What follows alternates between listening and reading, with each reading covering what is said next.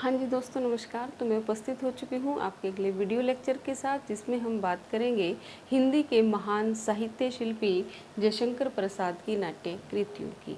इससे पहले के जो वीडियो लेक्चर हैं उनमें मैंने इनकी काव्य कृतियों की और इनके कहानी संग्रहों की और उपन्यासों की चर्चा की थी। बहुत ही विस्तृत चर्चा थी, आप उस वीडियो लेक्चर को देख सकते हैं।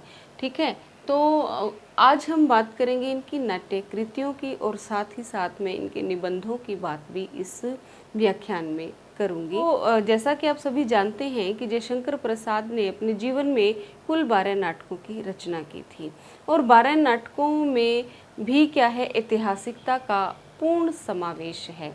ये ऐतिहासिकता को बहुत ज़्यादा पसंद करते थे। इसी कारण से क्या है, बहुत से आलोचकों ने इन पर आरोप लगाया कि ये तो क्या है, ऐतिहासिकता के स्वर्ण युग में विचरण करने वाले हैं, या फिर ये कहा कि ये तो गड़े मुर्दे उखाड़ने वाले हैं, परंतु ऐसा नहीं था। वो स्वयं विशाख की भूमिका में लिखते हैं कि मेरी इच्छा है कि मैं इतिहास के उन अप्रकाशित अंशों में से उन प्रकांड घटनाओं का दिग्दर्शन करवाऊं, जिससे पता चले कि उन घटनाओं ने हमारी वर्तमान स्थिति को बनाने में कितना महत्वपूर्ण योगदान दिया है और वे भारत के अतीत के माध्यम से, उसके गौरवशाली वर्णन के माध्यम से भारतवासियों में देश प्रेम की भावना को जागृत करना चाहते थे। अतीत के माध्यम से वो वर्तमान की समस्याओं को उजागर कर रहे थे, उनका समाधान प्रस्तुत कर रहे थे। तो उन्हें अगर गड़े मुर्दे उखाड़ने वाला लेखक माना जाए तो ये उनके साथ न्याय संगत नहीं होगा। तो इनके नाटकों की बात करते हैं कि कौन कौन से नाटक इन्होंने लिखे। तो इनका पहला नाटक कौन सा था, किसकी हम बात करेंगे, इनकी नाट्य कृतियों की हम बात करने जा रहे हैं। ठीक है, कौन कौन सी नाट्य कृतियाँ हैं इनकी। सबसे पहला जो इनके जीवन का नाटक था उसका नाम था सज्जन, जो कब प्रकाशित हुआ था, 1910 में। इसका कथानक कहाँ से लिया गया है, महाभारत से लिया गया है। इसका कथानक महाभारत से लिया गया है और इसमें क्या किया गया है, इसमें युधिष्ठिर की सज्जनता या उसकी उदारता का प्रदर्शन किया गया है।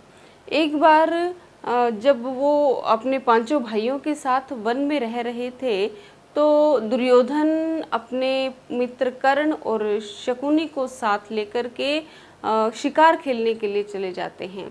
और शिकार जब वो खेलते हैं तो वहाँ का जो गंधर्व राज चित्ररथ है वो उन्हें शिकार खेलने से मना करता है, परंतु दुर्योधन नहीं मानते।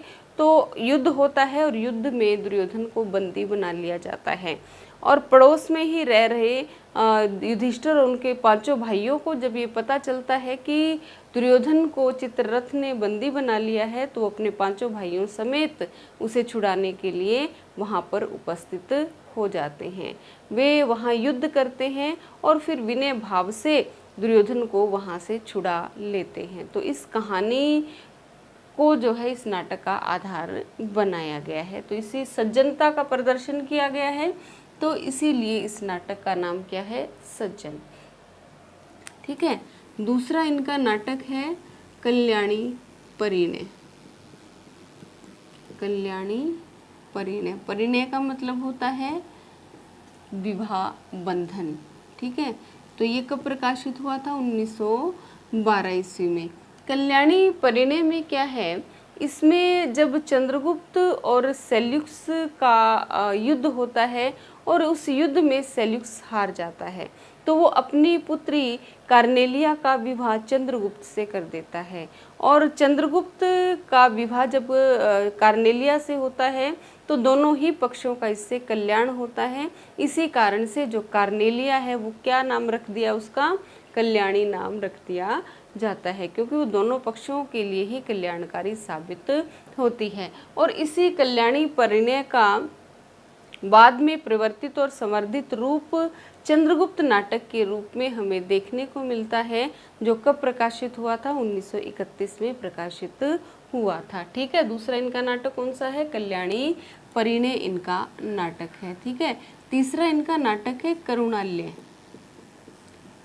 करुणालय ये क्या है? 1913 ईस्वी में प्रकाशित हुआ था और यह हिंदी का प्रथम गीति नाट्य है। हिंदी का क्या है? ये प्रथम गीति नाट्य, हिंदी का प्रथम गीति नाट्य। और इसकी कहानी क्या है? ये पौराणिक कथा पर आधारित है। यह एक विश्वामित्र और हरिश्चंद्र की एक पौराणिक घटना है, उसको कथानक इसमें बनाया गया है। ठीक है, उसके बाद है चौथा इनका नाटक जिसका नाम है प्रायश्चित। प्रायश्चित भी 1913 ईस्वी में प्रकाशित हुआ। इसमें क्या है? इसमें ये भी ऐतिहासिक नाटक है। इसमें राजा जयचंद के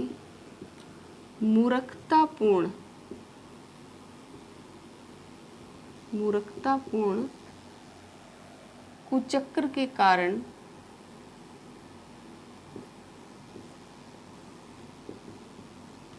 राजा जयचंद के मूर्खतापूर्ण कुचक्र के कारण पृथ्वीराज का अंत दर्शाया गया है। ठीक है, बाद में उसे क्या होता है? इस पर पछतावा होता है, वो प्रायश्चित करना चाहता है, तो इसीलिए इस नाटक का क्या नाम है? प्रायश्चित इसका नाम है। उसके बाद है 1915 ईस्वी में वो एक नाटक लिखते हैं जिसका नाम है राजश्री। राजश्री कब प्रकाशित हुआ था? 1915 ईस्वी में।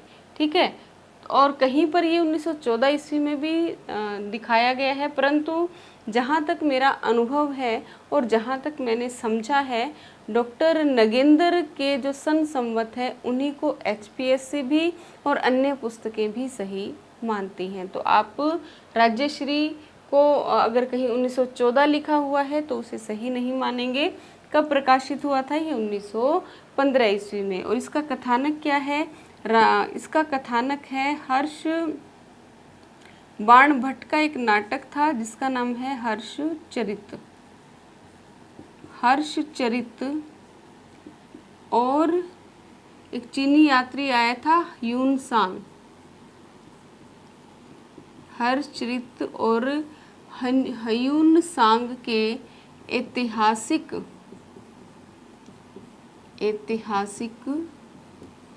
विवरण को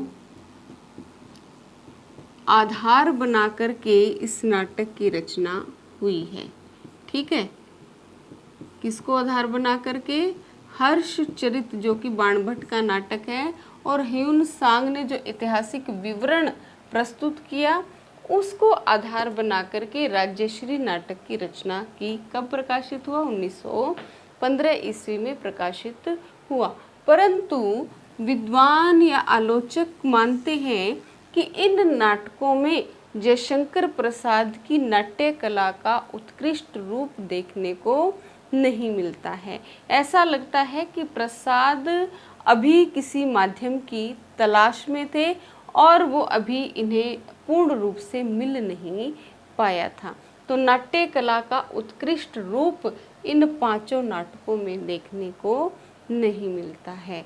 ठीक है, इसके बाद इनका एक छठा नाटक है जिसका नाम है विशाख। ये 1921 ईस्वी में प्रकाशित हुआ। मतलब कि 1915 के पश्चात 5-6 साल तक जयशंकर प्रसाद कोई नाटक नहीं लिखते हैं, वो मनन करते हैं। और विशाख जो नाटक है वो कल्हण, जो कि कश्मीर के एक बहुत ही बढ़िया संस्कृत रचनाकार थे, उन्होंने कल्हण ने एक राजतरंगिणी नाटक लिखा था। तो उस पुस्तक को आधार बनाकर के उसके आरंभिक अंशों के आधार पर इस विशाख नाटक की रचना वो करते हैं। तो क्या है इसका कथानक? कहाँ से लिया गया है? कल्हण की राज तरंगिणी को के आरंभिक अंशों पर इसका कथानक आधारित है। ठीक है, किस पर आधारित है? कल्हण की राज तिरंगनी के आरंभिक अंशों पर आधारित है। ठीक है, 7वां इनका नाटक है जिसका नाम है अजात शत्रु। अजात शत्रु ये कब प्रकाशित हुआ था? 1922 ईस्वी में, और इसमें बौद्ध काल के समय की कथा है। ठीक है, बौद्ध काल के समय का ये नाटक है। और इसमें क्या दर्शाया गया है? इसमें कौशाम्बी और कौशाम्बी और मगध की जो राजनीतिक घटनाएं हैं, उन घटनाओं पर इसका पूरा कथानक आधारित है। ठीक है, और जो आचार्य नंद दुलारे वाजपेयी हैं, वो ये कहते हैं कि इस नाटक में जयशंकर प्रसाद की उत्कृष्ट नाट्य कला का प्रथम बार दर्शन होता है। ठीक है, तो ये क्या कौन से नाटक में होता है? अजात शत्रु में। उसके बाद इनका एक नाटक आया, 8वां नाटक था इनका जनमेजय का नाग यज्ञ। जनमेजय का नाग यज्ञ कब प्रकाशित हुआ? ये 1926 ईस्वी में। और इसका कथानक भी महाभारत का जो अंतिम समय था वहाँ से लिया गया है। जनमेजय का नाग यज्ञ, इसमें क्या है कि राजा परीक्षित की मृत्यु सांप के काटने से हो जाती है, और उनका पुत्र जनमेजय अपने पिता की मृत्यु का बदला लेने के लिए एक यज्ञ का आयोजन करवाता है, और उस यज्ञ के माध्यम से वो सभी नागों का विध्वंस कर देता है। तो इसी कहानी को, इसी घटना को आधार बना करके इस पूरे नाटक की रचना की गई है। कौन से नाटक की? जनमेजय का नाग यज्ञ। कब प्रकाशित हुआ? 1926 में। तो इन सबको आप नोट कर लीजिएगा। सज्जन कब प्रकाशित हुआ? 1910 में। कल्याणी परिणय 1912 में, और फिर इसी का परिवर्तित संवर्धित रूप हमें 1931 में देखने को मिलता है। करुणालय 1913 हिंदी का प्रथम गीति नाट्य। प्रायश्चित 1913, इसमें क्या है? राजा जयचंद के मूर्खतापूर्ण कुचक्र के कारण पृथ्वीराज का अंत दर्शाया गया है। राज्यश्री 1915, विशाख 1921, अजात शत्रु 1922, इसमें नाट्य कला के प्रथम बार दर्शन होते हैं, अच्छी नाट्य कला के। जनमेजय का नागयज्ञ 1926 ईस्वी में। ठीक है, तो मैं इसे अब मिटाने जा रही हूँ। आगे हम बात करेंगे इनके अगले नाटक की। अगला इनका नाटक था जो प्रकाशित हुआ था 1927 ईस्वी में, और जिसका नाम क्या था? जिसका नाम था कामना। ठीक है, तो लिख लीजिए कौन सा नाटक इनका प्रकाशित हुआ था 1927 में? कामना। कामना 1927 ईस्वी में। और ये कामना क्या है? ये प्रबोध चंद्रोदय की भांति, यह प्रबोध चंद्रोदय की भांति अन्योपदेशिक नाटक है। अन्योपदेशिक नाटक है। और कैसा नाटक है? यह प्रतीकात्मक नाटक है। प्रतीकात्मक क्या होता है? जहाँ मनोभावों को पात्रों का रूप दे दिया जाए तो वहाँ क्या होती है? प्रतीकात्मकता होती है। जैसे कामायनी में मतलब प्रतीकों को, जैसे लज्जा, वासना, इनको क्या है माध्यम बना करके पूरे सर्ग रचे गए थे। वो प्रतीकात्मक महाकाव्य था। उसी प्रकार से कामना भी क्या है, ये है एक प्रतीकात्मक नाटक है। कब प्रकाशित हुआ था? 1927 ईस्वी में। इसके बाद इनका अगला नाटक है जो है 1928 ईस्वी में प्रकाशित हुआ था, जिसका नाम है स्कंदगुप्त। स्कंदगुप्त कब प्रकाशित हुआ था? 1928 ईस्वी में। और यह प्रसाद का सर्वोत्तम नाटक है। इसे क्या माना जाता है? प्रसाद का सर्वोत्तम नाटक माना जाता है। ठीक है, क्यों माना जाता है? क्योंकि इसमें भारतीय एवं पाश्चात्य नाट्य कला का या नाट्य शैली कह सकते हैं, नाट्य शैली का संगम मिलता है। ठीक है, इसमें क्या मिलता है? भारतीय एवं पाश्चात्य नाट्य शैली का संयम मिलता है। और इसकी कथा क्या है कि इसमें दर्शाया गया है कि कुमार गुप्त के समय जो गुप्त साम्राज्य वैभव के उच्चतम शिखर पर विराजमान था, वो किस प्रकार से धीरे धीरे आंतरिक कलह के कारण, विदेशी आक्रमणों के कारण, पारिवारिक जो क्या कहते हैं कटुता थी, उसके कारण वह जो है वो किस प्रकार से पतन के गर्त में गिरता चला गया, उस बात का वर्णन जो है वो स्कंदगुप्त नाटक में किया गया है। और इसमें स्कंदगुप्त का जो चरित्र है वो बहुत ही एक त्यागी बलिदानी व्यक्ति का चरित्र है। और देवसेना इस नाटक की नायिका है। इसमें क्या है कि हुणों का जब बहुत बर्बर आक्रमण होता है गुप्त साम्राज्य के ऊपर, तो उसमें स्कंदगुप्त उस साम्राज्य की रक्षा करता है और हुणों को परास्त भी कर देता है, परंतु वह स्वयं उस राज्य का स्वामी नहीं बनता, बल्कि अपने सौतेले भाई पुरुगुप्त को उस राज्य का स्वामित्व दे देता है। तो इस प्रकार से उसकी बलिदान और उसके त्याग की भावना को इसमें प्रदर्शित किया गया है और प्रसाद का सर्वोत्तम नाटक इसे माना जाता है। ठीक है, अगला इनका एक नाटक है जिसका नाम है एक घूंट। एक घूंट, और ये है कब प्रकाशित हुआ था? 1930 में। और ये क्या है? एकांकी है। एकांकी का क्या मतलब होता है कि इसमें कितने अंक हैं? इसमें एक ही अंक है। और स्कंदगुप्त में कितने अंक हैं? इसमें कुल 5 अंक हैं। स्कंदगुप्त में कितने अंक हैं? 5 अंक हैं। एक घूंट में एक ही अंक है, इसलिए क्या है? ये एकांकी है। और इसमें प्रसाद का आनंदवादी दृष्टिकोण स्पष्ट हुआ है। इसमें क्या हुआ है? इसमें प्रसाद का आनंदवादी दृष्टिकोण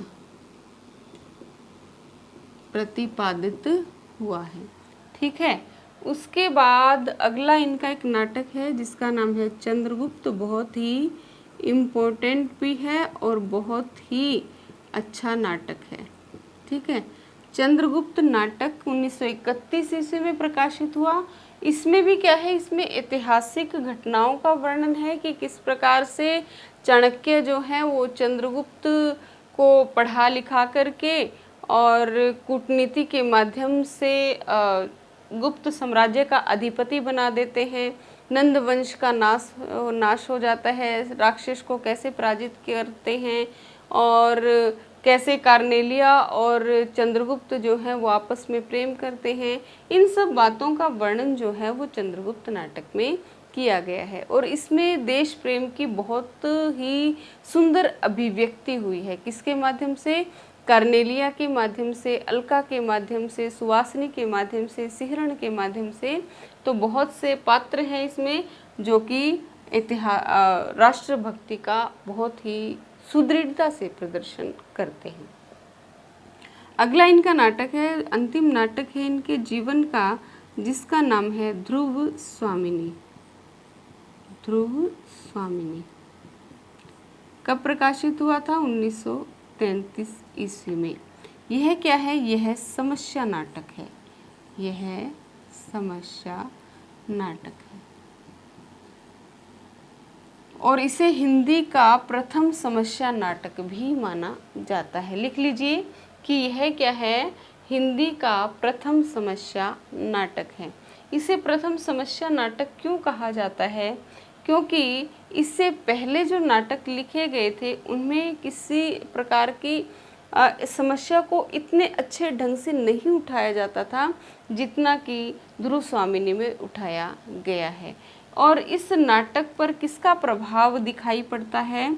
इब्सन और जो कि समस्या नाटक लिखते थे, यूरोप के ये नाटककार हैं, इब्सन और बर्नार्ड शॉ का जो है वो इन पर प्रभाव दिखाई पड़ता है। समस्या नाटक है क्योंकि इसमें क्या है, एक औरत की विचारों का, उसके मनोभावों का पुरजोर समर्थन किया गया है। यहाँ पर अनमेल विवाह की समस्या, पुनर्विवाह की समस्या, तलाक की समस्या, इन सब बातों को उठाया गया है और उसका समाधान भी इस नाटक में प्रस्तुत किया गया है। इस नाटक के कुल कितने अंक हैं? इस नाटक में कुल 3 अंक हैं। और इसकी सबसे बड़ी विशेषता है कि प्रसाद के नाटकों के ऊपर जो आरोप लगाया गया था कि प्रसाद के नाटक जो है वो रंगमंच की दृष्टि से खरे नहीं उतरते, और जिसके जवाब में प्रसाद ने ये कहा था रंगमंच जो है वो नाटक के लिए होते हैं लेकिन नाटक रंगमंच के लिए नहीं लिखे जाते। तो इस बात का शायद उनके मन में कहीं मलाल भी होगा। इसी कारण से ये ध्रुव स्वामिनी नाटक में अपनी अभिनेता का पूरा प्रदर्शन करते हैं। मतलब कि ये नाटक जो है वो अभिनय है, इसका मंचन किया जा सकता है क्योंकि एक तो इसका क्लेवर बहुत छोटा है, 3 ही अंक हैं। दूसरा, एक जो अंक है वो एक ही स्थान पर फिल्माया जा सकता है, प्रदर्शित किया जा सकता है। तो विभिन्न कारण हैं जिनके माध्यम से ध्रुव स्वामिनी जो है अभिनेता की दृष्टि से भी खरा उतरता है। तो ये सारे इनके कितने नाटक थे? ये इनके 12 नाटक हैं। कौन से पिछले मैंने आपको बताए थे। ये कामना 1927, स्कंदगुप्त 1928 प्रसाद का सर्वोत्तम नाटक माना जाता है। एक घूंट एकांकी, और इसमें प्रसाद का आनंदवादी दृष्टिकोण तो है ही है, और इसे साथ में हिंदी की प्रथम आधुनिक एकांकी का भी गौरव प्राप्त है। हिंदी की प्रथम आधुनिक एकांकी इसे माना जाता है। ठीक है। चंद्रगुप्त 1931, और ये किसका प्रवर्तित समर्थित रूप है? 1912 ईस्वी में जो इन्होंने कल्याणी परिणय लिखा था। ध्रुव स्वामिनी 1933 अभिनेता की दृष्टि से भी बहुत सर्वोत्तम नाटक है, और ये क्या है? समस्या नाटक है, और इस पर इब्सन और बर्नार्ड शॉ का प्रभाव दिखाई पड़ता है। इसकी कहानी क्या है कि समुद्रगुप्त के 2 पुत्र होते हैं, एक का नाम है रामगुप्त और दूसरे का नाम है चंद्रगुप्त। और समुद्रगुप्त की मृत्यु के पश्चात इनका बड़ा पुत्र रामगुप्त, जो कि शराबी है और कायर है, वो जबरदस्ती कह लीजिए या फिर किसी षड्यंत्र के तहत चंद्रगुप्त का राज्य भी हथिया लेता है, और चंद्रगुप्त की जिससे सगाई हो चुकी थी ध्रुव स्वामिनी, उसे भी अपनी पत्नी बना लेता है। परंतु ध्रुव स्वामिनी मन ही मन अभी भी चंद्रगुप्त को प्रेम कर रही होती है, और अंत में परिस्थितियां ऐसी आ जाती हैं कि रामगुप्त को वो त्याग देती है और चंद्रगुप्त से वो पुनर्विवाह कर लेती है। ठीक है। तो ये थे इनके नाटक और इनके नाटकों की विशेषताएं। यहाँ एक बात और है कि विद्वान मानते हैं कि इनके नाटकों के ऊपर प्रत्यक्ष रूप से तो बांग्ला एक नाटककार थे जिनका नाम था द्विजेंद्र लाल राय, उनका प्रभाव दिखाई पड़ता है, और परोक्ष रूप से विलियम शेक्सपियर के नाटकों का प्रभाव इनके नाटकों पर दिखाई पड़ता है। तो निबंध, जयशंकर प्रसाद जी मुख्य रूप से क्या थे? मुख्य रूप से कवि थे, और इनके निबंध भी जो हैं वो इनकी काव्य चेतना का ही प्रतिपादन करते हैं, इनकी साहित्य समीक्षा को ही प्रस्तुत करते हैं। इन्होंने 3 प्रकार के निबंध लिखे। कुछ ऐतिहासिक निबंध थे, कुछ सामान्य निबंध थे और कुछ ऐसे थे जो इनकी साहित्य समीक्षा को प्रस्तुत करते हैं। तो ऐतिहासिक जो निबंध थे वो, क्योंकि इन्होंने नाटक ऐतिहासिक लिखे थे, तो ऐतिहासिक निबंध इनके नाटकों की भूमिका के रूप में लिखे गए हैं। और सामान्य निबंध जो हैं वो इंदु पत्रिका में प्रकाशित होने के लिए ये समय समय पर सामान्य निबंध लिखते रहते थे। कौन कौन से, जैसे बहुत साधारण से निबंध होते थे, जैसे कि मौर्यों का राज्य परिवर्तन,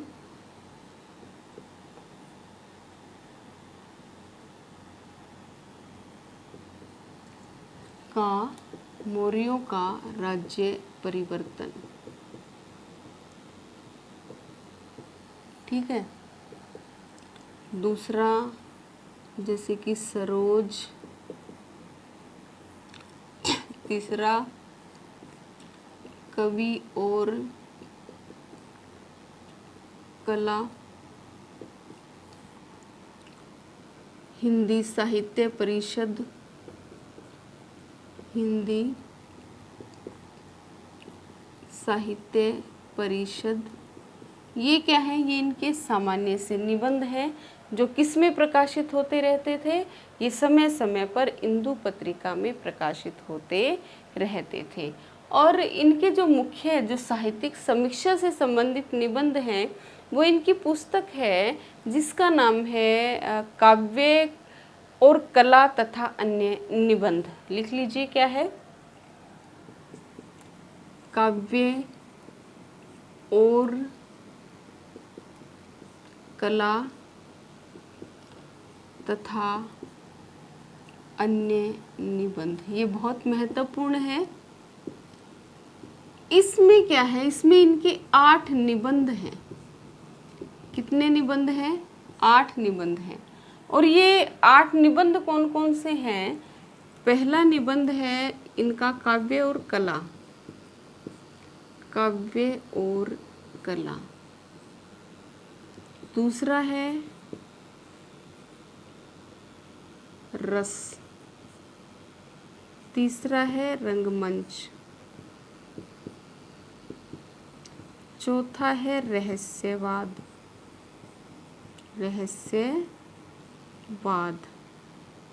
पांचवा है नाटकों में रस का प्रयोग, नाटकों में रस का प्रयोग। छठा है नाटकों में आरंभ, नाटकों में आरंभ। सातवां है आरंभिक